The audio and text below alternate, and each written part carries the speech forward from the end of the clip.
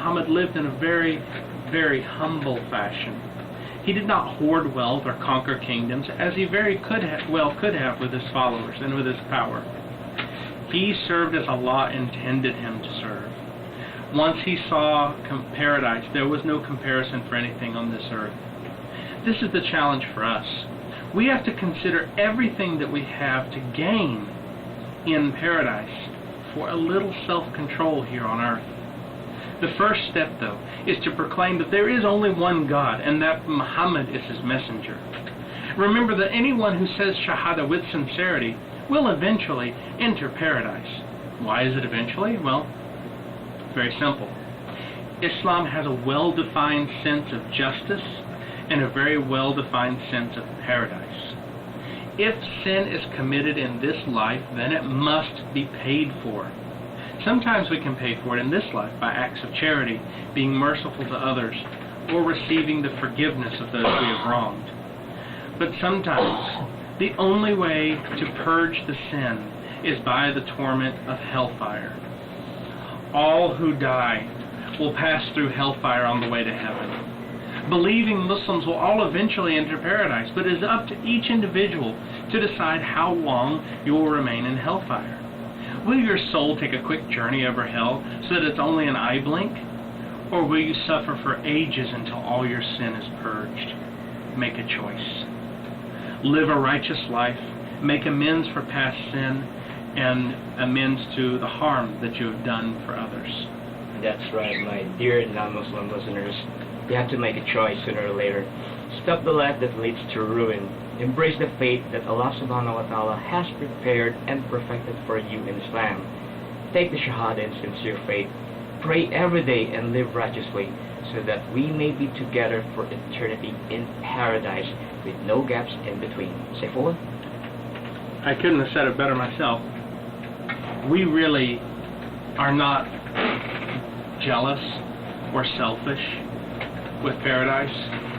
The wealth that Allah has prepared for all believers is sufficient for many times the population of this earth. So we want to invite everyone listening, if you were born into an Islamic family but you have never actually taken Shahada, you may have been raised Muslim but you've never actually made this confession of faith, and especially for those neighbors and friends that are Christian, Jew, Hindu, any other religion other than Islam, I ask you to pause and embrace the religion that Allah, the one true God, has perfected through his last prophet, Muhammad. It's very simple to say, and I'm going to say it really slowly so that you can understand the words and what the words mean. I'm going to say it first and then explain it. You say, Ashhadu Allah ilaha illallah wa ashhadu anna Muhammadan Rasulullah. Now what that means is, I bear witness that there is no God, there is nothing worthy of worship except the one true God, and I bear witness that Muhammad is his prophet and messenger. We don't worship Muhammad.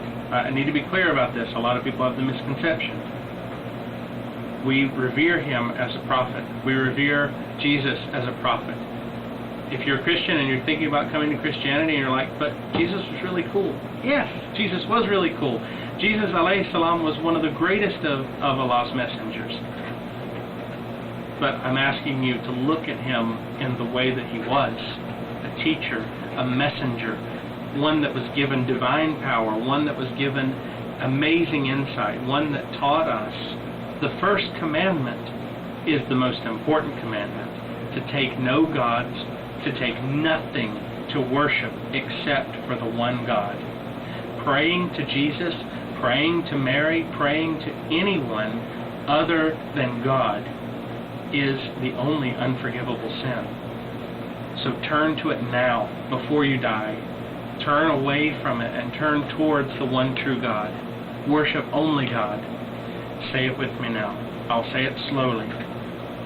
Ashhadu la ilaha illallah wa ashhadu anna Muhammadan Rasulullah. Feel good? Somebody saying that tonight, I want you to text us. I want you to contact us. Let us know that you have chosen the path of Islam so that we can help you in the next steps. But it's very important. I'm going to give you all one more chance to say it with me. Again, I'm going to say it real slow. Just use the index finger of your right hand and point upward. This is a sign, a symbol of Islamic monotheism. That is, that there is only one God. Okay, one more time. This time it counts because you know what it means. So say it with me. Ashhadu la ilaha illallah wa ashhadu anna Muhammad Rasulullah. I'm going to give you all of our contact information right now. Please get your pens ready. You can text us at 0922604423. Again, that's 0922604423. You can email us at islamradio@yahoo.com. You can watch the videos from all of our shows and the shows with women in Islam at www.youtube.com/IslamRadioPH. Again, that's www.youtube.com/IslamRadioPH.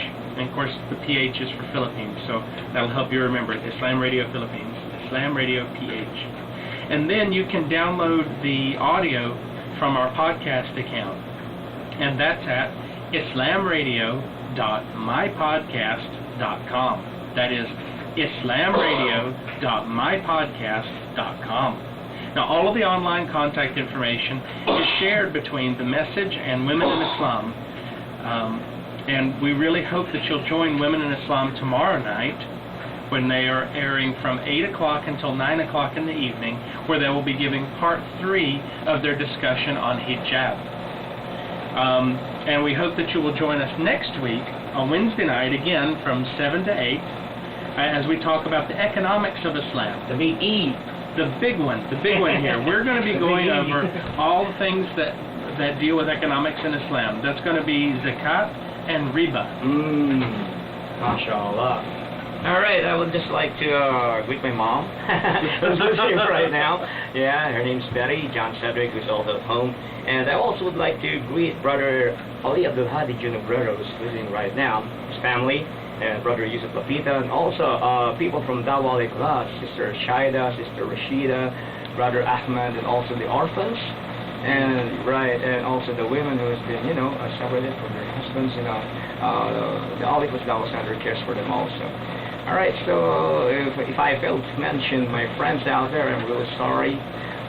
So, Brother Saifullah, do you want to greet any of your friends, families, loved ones? Yes. I've been to a lot of different communities around. I mention this all the time, but I just don't want people to think that I forget them after I drop by. So I want to say hello to everyone in Antipolo, in Pasig, in Kogyo, in Quiapo, in Montalban, in Taguig, and the one community that I keep forgetting that my wife was trying to remind me last week, Green Hills. I've been to the masjid there in Green Hills Mall several times, and I keep forgetting to mention them. I'm so sorry. So all my brothers and sisters that attend the Green Hills Mosque, I'm very sorry that I keep forgetting to mention you. I also want to thank the online communities of Islam, Feminism, and Muslims, which are on LiveJournal.